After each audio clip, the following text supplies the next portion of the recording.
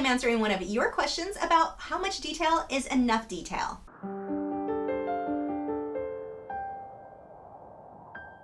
Hi, I'm Lisa, the artist behind Lachri Fine Art. Timmow writes, hello Lisa, my question for you is, how do I decide how much details do you add to the area that you do not want your viewers' attention to be?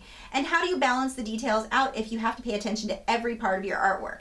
Thank you very much for being the artist that you are. I can tell you watch my videos in the last part of your question, so I'm going to start there. Asking how do you balance out the details if you're supposed to pay as much attention to the background as you do everything else. And when I say that all the time, I don't mean put as much detail into the background as you put everywhere else.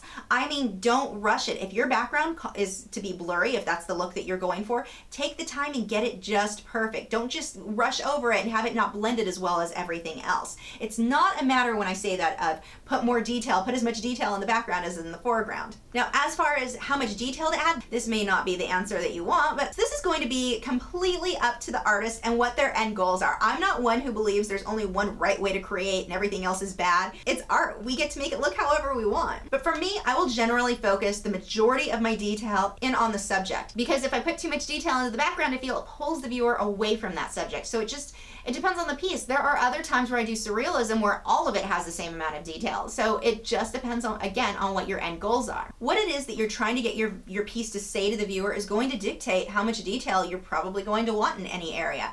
For me, I usually will focus around the subject's eye if I'm doing wildlife. This is going to be the area that I am really going to make sure I have tighter detail, everything's cleaner. As I work my way out, I'm going to loosen it up a little bit. I'm going to soften things out just a bit. And as I move into my background, I'm going to soften it out even more. I'm not going to rush it more. I'm just going to keep it softer. In this case, if I were to do a background on this, I wouldn't do a scene that had a lot of sticks up close where there was tons and tons of detail on those sticks, because it would draw attention away from the tiger.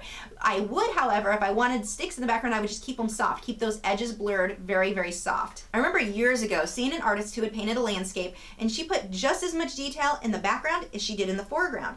And there was a person who was doing critiques, and that artist had commented, you know, you want to soften this out because it makes it feel unrealistic. And the artist's response was, well, that's what the photograph looks like. The thing is, we're not photographers, we're artists.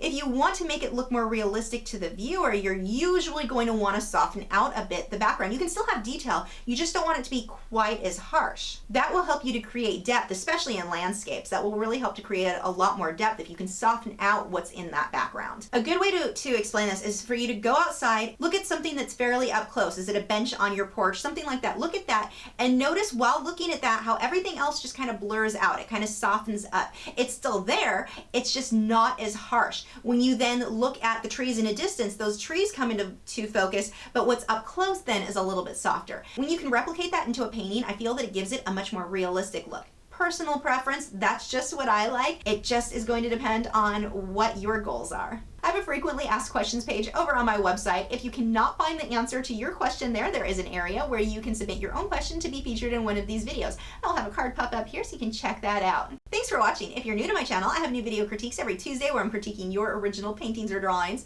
my own speed paintings, drawings, and tutorials every Wednesday, art Q&A videos every Thursday, and artist vlogs every weekend. So if you haven't already, I would love for you to subscribe so you don't miss out on anything. And you can follow me on Facebook, Twitter, Instagram, Google+.